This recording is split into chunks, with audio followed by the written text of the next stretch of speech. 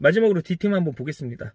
D팀은 이번 FA 이적 시장을 굉장히 성공적으로 마치면서 이번 시즌에 대한 기대감을 한층 더 끌어올린 상태입니다.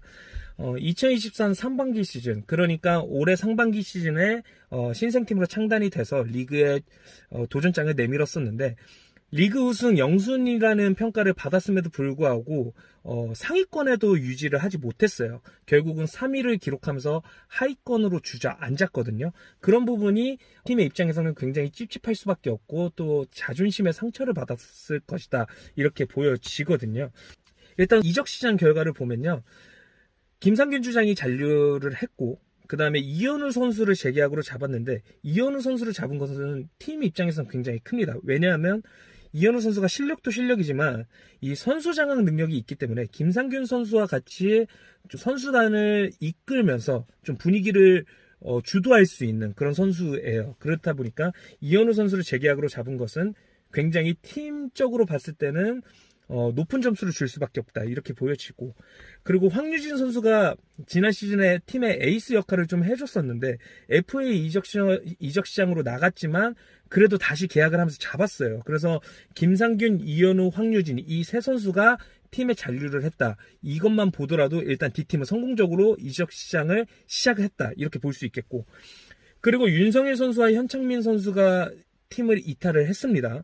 두 선수 모두 꽤나 높은 레벨의 선수들인데 어쨌든 이탈을 하게 되면서 팀의 어떤 전력적으로 봤을 때는 좀 출혈이 심했다라고 볼 수도 있겠지만, 중요한 것은 그 자리를 김도건과 정성빈으로 채웠다는 것이거든요. 오히려 김도건과 정성빈이 합류하면서 수비적으로도 공격적으로도 더 레벨이 올라갔다, 이거는 저는 잘 모르겠습니다만 그래도 안정적으로 운영할 수 있게 됐다, 이렇게는 볼 수 있을 것 같습니다. 그래서 전체적인 이적 시장 결과를 놓고 봤을 때는 D팀은 굉장히 성공적으로 이적 시장을 마쳤다, 이렇게 평가를 내릴 수 있겠습니다.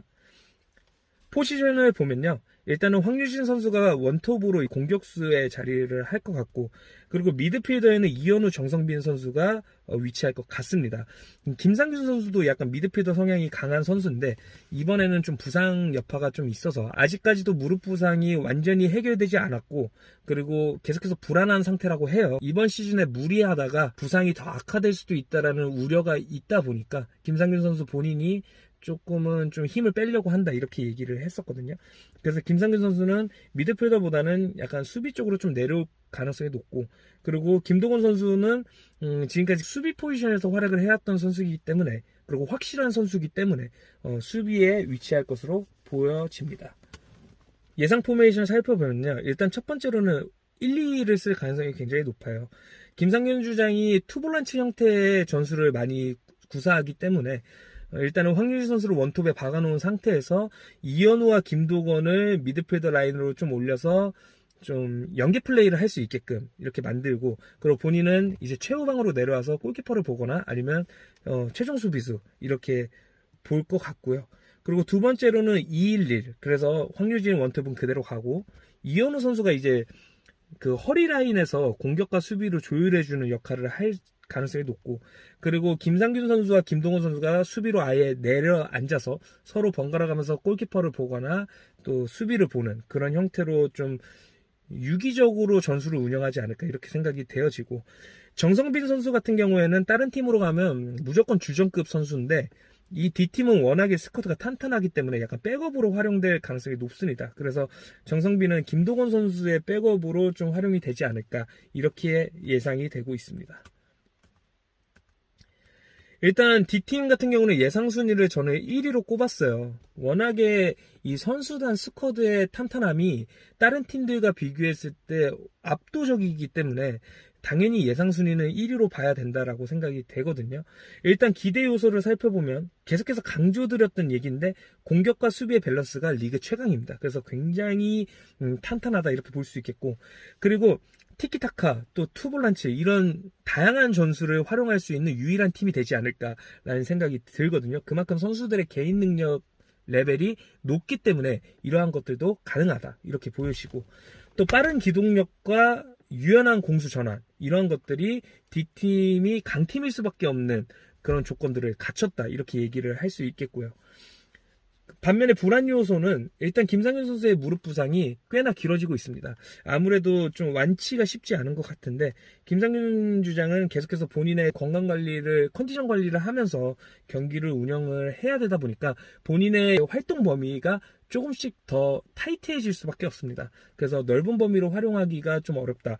그렇기 때문에 김상균 주장의 이 무릎 부상은 항상 이 팀의 불안 요소로 작용이 될 수밖에 없다. 이렇게 보여지고 보유 선수가 5명이에요, 유일하게. 그래서 다른 팀들에 비해서 선수가 부족하거든요.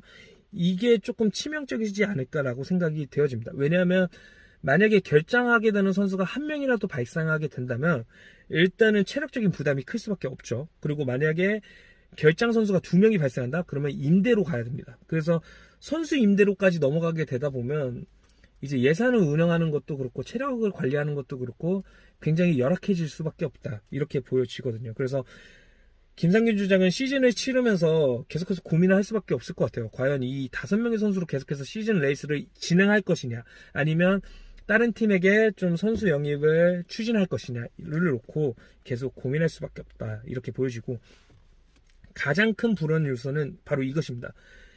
우승 후보 영순위라는 이 타이틀이 이 선수들에게 굉장히 부담감으로 작용될 가능성이 높다. 이렇게 보여지거든요. 그러니까 지난 시즌 같은 경우에도 우승 후보 영순위는 D팀이었어요.